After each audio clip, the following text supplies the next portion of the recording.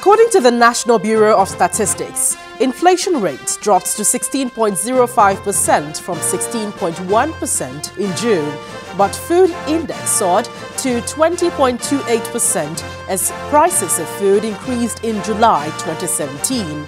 We'll look at the state of the economy this week. We also look at the growing cases of cattle rearing in the nation's capital.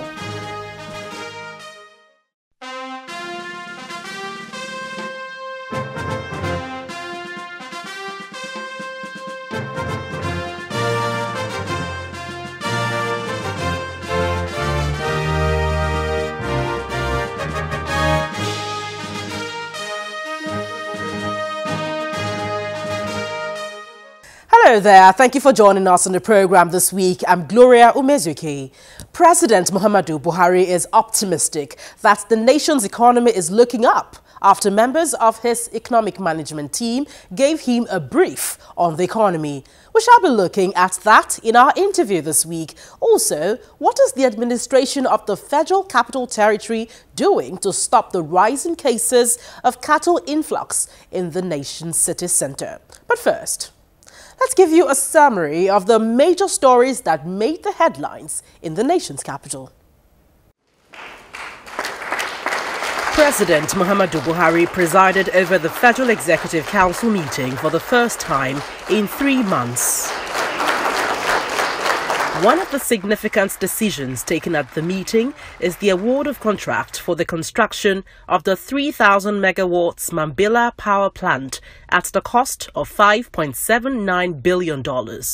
This government approved the award of the contract today to a joint venture of Chinese civil and engineering company for $5.792 billion. 85% of that is supposed to be financed by them. 15% is our own counterpart funding part of it.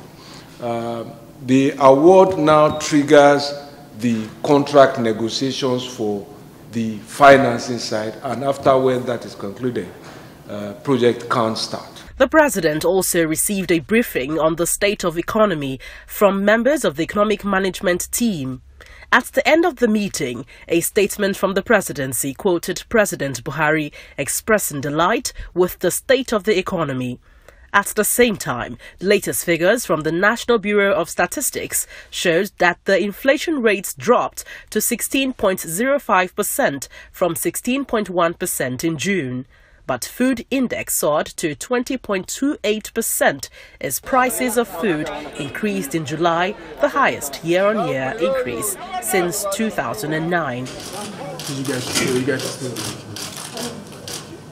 The Vice President, Professor Yemi Osinbajo, met with a British delegation led by the Foreign Secretary, Mr. Boris Johnson. The British delegation is in Nigeria to strengthen the relationship between the two countries. We attach immense importance to this relationship, and so we discussed today with the Vice President and his ministers. We discussed some of the contributions that the UK can make on the military front, on the humanitarian side, on the development aid side, which Priti Patel represents, and also, of course, on building up that trade and commercial relationship between the UK and Nigeria. This is an incredible place. It's the powerhouse of the African economy. We're here with Nigeria every step of the way. Mr. Johnson had earlier opened the new British High Commission in the diplomatic district of the nation's capital. 1, 2, 3. Here we go. Hooray!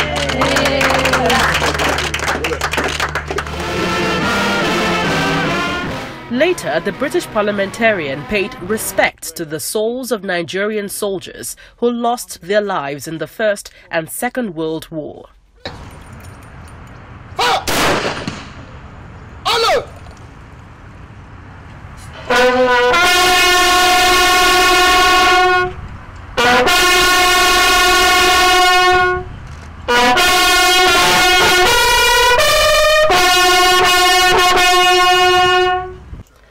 It was indeed a week of visits from the international community as some members of the United States Parliament visited Nigeria. The team met with the Senate President and another meeting with the Vice President, Professor Yemi Osinbajo. The delegation told journalists that the U.S. is committing to assisting Nigeria in the fight against terrorism. We represent the entire reach and range of the American people. We represent states as different as California and Florida, Colorado and Michigan, and my own humble home state of Delaware. We had a terrific meeting with the Vice President, members of the Cabinet and senior advisors. We are in Nigeria both to offer our sustained and bipartisan commitment to the U.S.-Nigeria relationship, to learn more about ongoing challenges in terms of security and health and development, but also to celebrate the opportunities, the entrepreneurship, the energy of many sectors in Nigeria, from filmmaking to job creation to innovation. One of the areas of discussion between Nigeria and the U.S. is the repatriation of some looted funds, and the Economic and Financial Crimes Commission reveals that between January and August 2017, about 409 billion naira have been recovered and 137 convictions have been secured. I have the pleasure to report that the Commission between January and August 30, 2017 recorded the following monetary recoveries: 409 billion naira, 69.5 million US dollars, 230,000. It's very regrettable that we were unable to score convictions in the cases of the high-profile cases, politically exposed persons, because they have a lot of money to fight back. Meanwhile, the Academic Staff Union of Universities stayed away from a meeting that was meant to resolve the industrial action by the union, which is in its third week. The Minister of Labour expressed optimism that the issues will be resolved.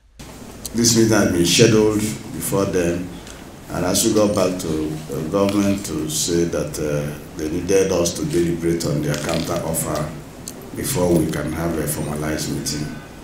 And we acceded to that because we think we have to do a government-side meeting on their offer before we then have a conciliation meeting to further discuss if there are further areas of disagreement, or stamp an authority or presence to whatever the demands or their new demands should be. So that is the position. As we speak now, we have a government-side meeting we held inside my office. The Minister of Education is on another point for a meeting, and we are going to coalesce into a full government-side meeting.